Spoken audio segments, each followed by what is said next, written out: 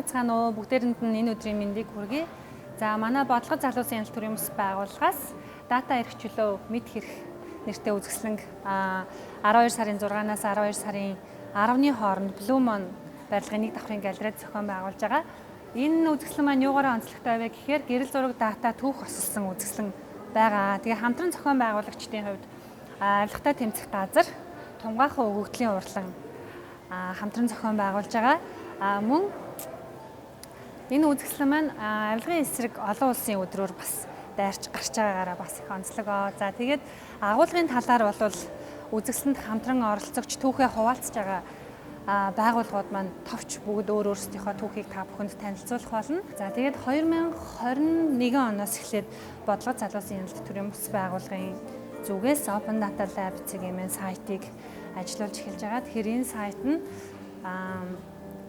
ерөнхийдөө төрийн нээлттэй байх ёстой 5 их сурвалжийн мэдээллийг нэг сайт дээр төвлөрүүлээд хайлт хийж татаж авах боломжтой байдлаар оруулснараа маш онцлог ийм сайт байгаа. Тэгээд манай байгууллагын хувьд үндсэн 3 хөтөлбөр бий. 4-р хөтөлбөр нь болж энэ Open Data Lab цэгийн хариуцлагатай засаглал гэдэг хөтөлбөрийн хүрээнд тогтмол ажиллуулахаар болсондоо бас маш их баяртай байна. За тэгээд үзэсгэлэнг харах юм бол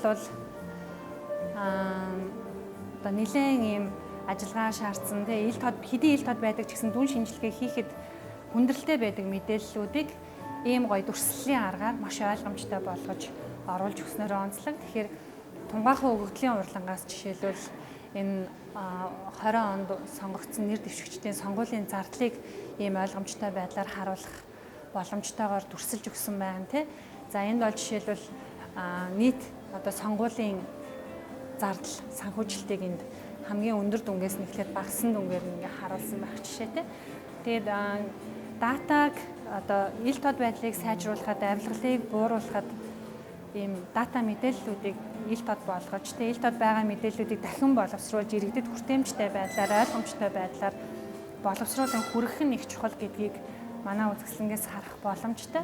Жишээлбэл тэр хасгоомын бөмбөлөг дээр бол нийтдээ одоо хөрөнгө орлогын мэдүүлгээр хөрөнгө хаана хамгийн их төвлөрч байгаа вэ гэдгийг бас харах боломжтой, маш ойлгомжтой байдлаар боловсруулсан байна.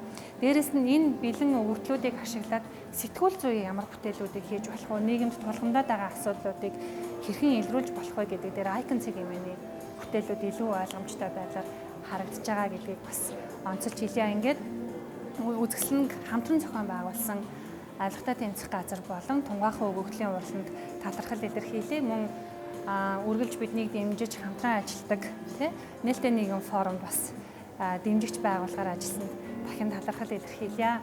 Тэгээд ийм одоо өгөгдлийн хүч гэх юм уу нээлттэй ил тод байгаа мэдээллүүдийг өөрсдийнхоороо зургалж, дүрсэлж, иргэдэд ойлгомжтой, хүртээмжтэй байдлаар харуулж нийгэмд одоо авилгыг бууруулахад хувь нэмрээ оруулж ажиллаж байгаа үзэсгэлэнд оролцогч байгууллагуудтай бүгдд нь бас дахин талархал илэрхийлье.